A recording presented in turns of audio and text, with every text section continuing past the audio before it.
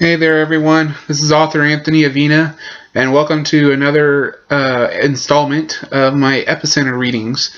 You gotta forgive me. I just tried filming this through YouTube's webcam, but the system failed, and the video didn't record. So this is my second go through of this.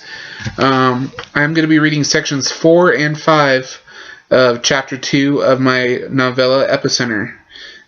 So last time we left off, the serial killer was caught, Thomas King. He was gunned down while trying to kill 2 other innocent victims, and he was gunned down by our main character, our hero, Clark Young, an FBI agent. And now we're going to pick off where we left off, alright? So here we go, section 4 of chapter 2 of Epicenter. Here we go, guys. The rest of my night was spent fielding questions from law enforcement, reporters, and my wife.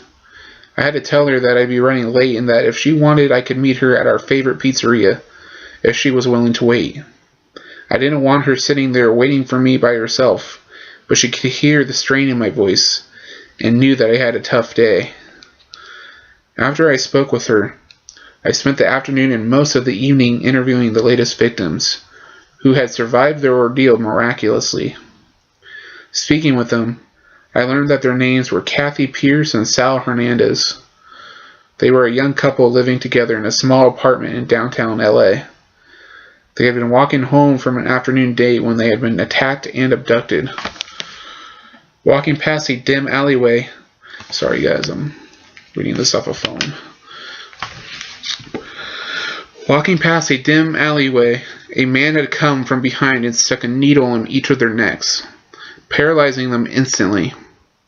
They had tried to call for help, but they hadn't been able to utter a single sound, and they had been helpless to stop the madman from taking them to an unmarked van and throwing them inside like they were nothing more than luggage he had been forced to cart around with himself for the day. Everything from that point was a complete blur to the young couple. Faint images of a dank, cobbled ceiling and boiling chemicals in beakers played across their mind. But the one image that they could remember without a doubt was the mad doctor injecting them with some mysterious fluid, causing a burning pain in their arms. They asked the doctor what it was they had been injected with, and his only reply was that it was the building blocks of death and decay. He said that we were his final sacrifice, Sal said as I interviewed him and Kathy in the back of an ambulance. They were being treated for lacerations to their bodies and dehydration, and I only had a few minutes to speak to them before they were carted off to the hospital. I thought we were going to die, Kathy stammered, shaking with fear and fighting back tears. Sal held her hand in his and squeezed tenderly. You're safe now. I'll make sure officers are there to meet you at the hospital while you're being treated, and I and Agent Timmons will be there to meet you in the morning. Thank you, Agent Young. You saved our lives, Kathy said. It's my pleasure, Miss Pierce. Try to get some rest now. With that, I let them go, and as I watched the paramedics load them into the ambulance and drive off towards Santa Maria Hospital, I felt that cold chill come over me, although the night was cooling down a bit, so I just chalked it up to the change in weather. Looking back, I wish I had listened to my instincts. Maybe things would have been different if I had. This was a tough one, wasn't it? Monica asked me an hour later, sitting across from me in a local pizzeria. So this is section 5 of chapter 2 of Epicenter. I took a couple of slices of pepperoni pizza and a swig of cold beer as I sat with my pregnant wife. I had loosened my tie and taken my jacket off when I met Monica at the restaurant, and sitting there with her, I felt all my frustration and pent-up anger wash over me and out of me like a tidal wave. Yeah, it was a tough one, babe. I've dealt with scum before, but this guy was different.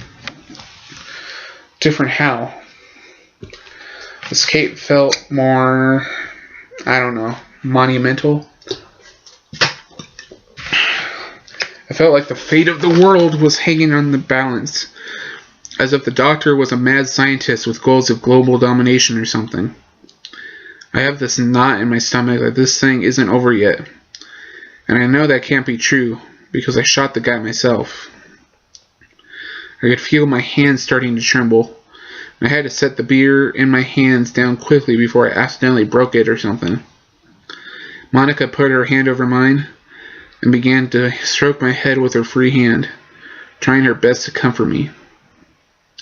"It'll be okay, babe. Just take a breath and relax," Monica whispered, leaning over to me and kissing me on the cheek. "I'm sorry, Monica. I know I'm supposed to be strong for you and the baby, but killing that guy today, shooting a person never gets easier unless you enjoy the kill, and I don't enjoy it one bit." "I understand, Clark. I'd be more worried or upset if the killing did throw you somehow. The baby and I are fine, but you need us right now, and that's what I am here for. You don't always have to be the strong one. Taking a life?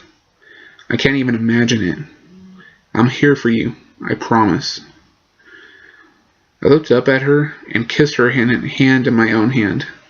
But before I could say any more, my phone began to ring, playing a familiar tune, and I saw that it was Jake calling me. I looked up at Monica to apologize, but she stopped me and smiled, giving me the okay to answer the phone.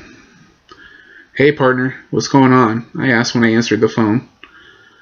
"Jesus, Clark, it's a massacre over here," Jake yelled into the phone, and I could hear the screams of people in pain and the sound of tires squealing on pavement. "Jake, Jesus Christ, what's wrong? What massacre?" "I got a call from a residing physician at the St. Maria's Hospital, saying that Sal and Kathy had turned violent, becoming almost animalistic and killing 2 nurses at the hospital. They had to be tied down to their beds and they couldn't be sedated. I headed down there to see what the hell was going on, but when I got there, the whole place was like the scene of a riot. Local LAPD officers were being attacked by crazed patients and doctors alike, and through the haze of bloody carnage, I could see these lunatics being shot and killed. I managed to track down a doctor, and he said the nurses killed by Kathy and Sal had returned and become savage like them, and it seems that a virus of sorts has spread through the whole hospital. Before I left, I found out that some men from Fisher Industries had confiscated the body of Dr. Thomas King and had shot and killed Kathy and Sal." "Holy shit," I muttered, sitting back in my seat and putting a hand on my face in shock. Monica looked at me with worry in her face, but I couldn't tell her anything yet, not knowing myself what the hell was going on. "I'm heading to Fisher Industries. I know you're out with Monica, but something's going on, and if we don't get answers soon, I have a feeling some dark shit's going to be hitting the fan by sunrise tomorrow. I think Dr. King created some sort of virus, and it's spreading like wildfire. Meet me at Fisher Industries, and let's get some fucking answers." "I'll meet you there," was all I said, and with that I hung up. "What's going on, Clark?" Monica asked me. "I'm sorry, babe, but we have to meet Jake at Fisher Industries. Something's going down right now, and by the way Jake describes it, we might have to flee the city tonight." "Dear God in heaven. Well, let me go home and get some bags packed." "No, I won't risk losing you. If something goes down, we need to get out before the whole city goes up in flames." "What's going on, Clark? What's happening?" I wish I knew. I really wish I knew. And that is sections 4 and 5 of Epicenter. I hope you guys enjoyed it. Thank you guys for watching. In the comments down below on the YouTube channel, tell me what you think is going to happen next at Fisher Industries. If you're listening to this on the podcast, thank you for listening. Please subscribe to the podcast either on Podomatic or iTunes. And if you're watching this on my YouTube channel, please like this video, comment on it, share it, and favorite it. And please subscribe to the channel if you haven't yet.